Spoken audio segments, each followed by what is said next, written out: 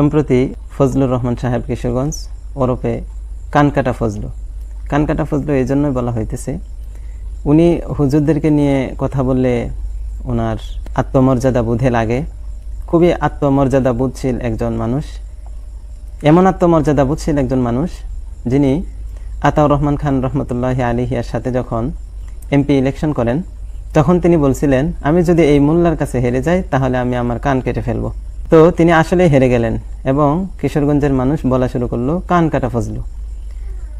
তো এই কান কাটা ফজলু সাহেবরা যখন মোল্লা মুন্সিদেরকে নিয়ে কথা বলে, তো আমরা মোল্লা মুন্সি যারা আছি তাদের কাছে এটা স্বাভাবিক হবে। কারণ হলো যেহেতু মোল্লা মুন্সিদের সাথে উনি পেরে ওঠেন নাই, নির্বাচনে জয়ী হতে পারেন নাই, তো মোল্লা মুন্সিদের প্রতি ওনার একটা ক্ষোভ থাকবেই।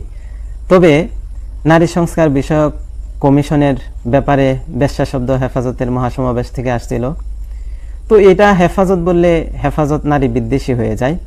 আর যারা নারী সংস্কার এর নামে প্ল্যাকার্ড নিয়ে দাঁড়ায়, আমি হলাম বেশ্যা, বুঝে নেব হিস্সা, তো তারা স্বীকৃত বেশ্যা হওয়ার পরেও কেউ তাদেরকে বেশ্যা বললে উনার ইগোতে লাগে। উনি খুব নারীবাদী, প্রগতিশীল, উনি আধুনিকতায় খুব বিশ্বাসী, বিজ্ঞানে খুব বিশ্বাসী। আমরা মোল্লা মুন্সিরা মধ্যযুগের বর্বরতার দিকে নিয়ে যেতে চাই। ওনার এই যে এইরকম উদ্ধত্তপূর্ণ আচরণ, এরকম টকশোতে বিভিন্ন অহংকারী দম্ভভরে বক্তৃতা বিগত সরকারের আমলেও অনেকে দিত। তাদের এই সমস্ত বক্তৃতা শুধু যে মোল্লা মুন্সিদের কাছে খারাপ লাগতো তেমন না, একেবারে সাধারণ মানুষের কাছেও খারাপ লাগতো যে ক্ষমতা আছে বলেই এইরকম এত দাম্ভিকতার সাথে দম্ভভরে আলোচনা, এটা কোনোভাবেই যায় না। প্রসঙ্গত আরেকটা কথা ওনার টানি, সেটা হলো এখন বাংলাদেশে মোল্লাতন্ত্র চলতেছে, তারা পাকিস্তান বানাইতে চায়, পাকিস্তানও না আফগানিস্তান বানাইতে চায়। আফগানিস্তানে বিচারক ছিল 50%, এরপরে আরো বিভিন্ন বিষয় উনি তুললেন। তো আফগানিস্তান এই দেশ হলে খুবই সমস্যা। আর কানকাটা ফজলু সাহেবরা নারী সংস্কার, নারীবাদীর নামে নারীদেরকে বেশ্যা বানানোর পায়তারা করা, এটা কোনো সমস্যা না। নারীদের সম্মান নারীরা যেমন চায়, নারী সমাজের মধ্যে থাকা সভ্য পুরুষরাও নারীদের সম্মান চায়।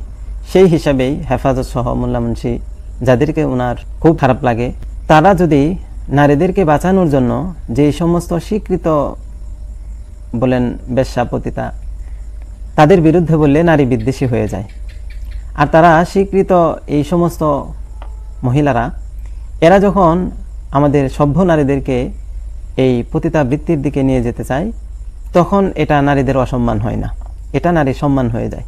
তো এইরকম দ্বিচারিতা কিছুদিন আগেও যারা করত, তাদের অবস্থা মানুষের সামনে স্পষ্ট। তো এইরকম দম্ভভরে দাম্ভিক আলোচনা এবং কোনো একজন হুজুরের ভাষা 500 টাকার জন্য 1000 দিলে মোনাজাতের ভাষা, ওয়াজের ভাষা ভিন্ন হতেই পারে, এর জন্য যে পুরা ইসলামকে দোষারোপ করবেন, পুরা মোল্লা মুন্সিদেরকে দোষারোপ করবেন, বিষয়টা এরকম না। অনেক বড় অনেক উত্তর দিয়েছেন, তার মধ্যে একটা উত্তর শেখ আহমদুল্লাহ সাহেব দিয়েছিলেন, সেটা হলো হুজুরদেরকে হাদিয়া দেওয়া হয়, মানুষ খুশিতেই দেয়, কিন্তু যারা চাঁদাবাজি করে তাদেরকে তো আর মানুষ খুশিভাবে দেয় না। তো অনেক বড় দল, ছোট দল, অনেক দলেরই অনেক নেতাকর্মী চাঁদাবাজি অন্যান্য বিভিন্ন অপকর্মের সাথে জড়িত আছে। তাই বলে যে ওই দলের সকল লোক খারাপ, সকল লোক চাঁদাবাজ, এটা বলার কোনোভাবে অপেক্ষা রাখে না।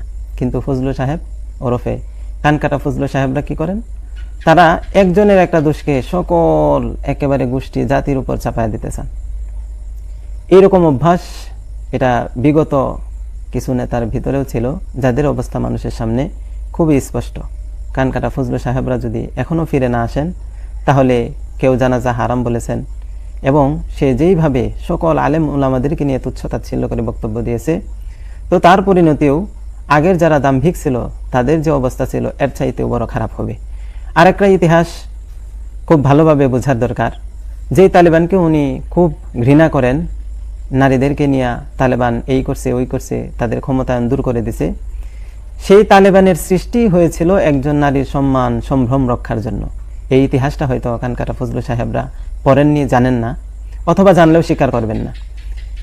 আরেকটা বিষয় হলো আফগানিস্তানের মোল্লাতন্ত্র, আফগানিস্তানের তালেবানদেরকে জঙ্গি বলা, এটা নেহায়েত অন্যায় ছাড়া কিছুই না। আপনি যে শুধু বুদ্ধিজীবী এরকম না, আপনার পূর্বেও বহু বড় বুদ্ধিজীবী এই দেশে ছিল। তাদের মধ্যে অন্যতম ডক্টর জাফরুল্লাহ চৌধুরী সাহেব, তিনি বলছিলেন আমাদের দেশের মুক্তিযুদ্ধে যারা অংশগ্রহণ করেছে তারা যেমন বীর মুক্তিযোদ্ধা, তালেবান যারা নিজেদের দেশকে বিদেশি শক্তির হাত থেকে রক্ষা করেছে তারাও ওই রকম বীর মুক্তিযোদ্ধা। তো আসলে জ্ঞানী মানুষের কথা এরকমটাই হওয়া উচিত। আর আপনি যে কোন লেভেলের জ্ঞানী আর কোন ধরনের মুক্তিযোদ্ধা সেটা আমাদের বুঝতে আর মনে হয় না বাকি আছে। যাই হোক, বিএনপির সিনিয়র নেতৃবৃন্দ সহ হাইকমান্ডের যে সমস্ত নেতৃবৃন্দ আছেন তার কথাগুলো শুনবেন এবং যদি বুঝেন এটা আপনাদের দলের সাথে যায় না, আর সে তো দল পাল্টানো এক লোকই, একবার এই দল করে নির্বাচনে হারলে আরেক দল করে, নির্বাচনে হারলে আরেক দল করে, আপনাদেরকেও কখন ছেড়ে যায় এটারও বিশ্বাস কিন্তু গ্যারান্টি নাই। যদিও উনি বারবার বলেন মোল্লা মুন্সিরা একবার এই কথা বলে আরেকবার ওই কথা বলে, তো ওনার জীবন এটাই হলো এমন, এই দল ভালো লাগে নাই হারামজাদা বলতেছে, সামনে আরেক দলে যাইতেছে, এরপরে আরেক দলে, এখন এক দলে আছে, সামনেও যে কোন দলে যায় বলা তো অপেক্ষা রাখে না। তো এই সমস্ত ফালতু লোকদেরকে দিয়ে দলের লোক বাড়ানোর চেয়ে দলের লোক একটা যদি কম হয়, একটা নেতা কম পড়ে, তো এই দলের কোনোভাবেই অসম্মান হবে না, বরং দলের ইমেজ আরও ভালো হবে।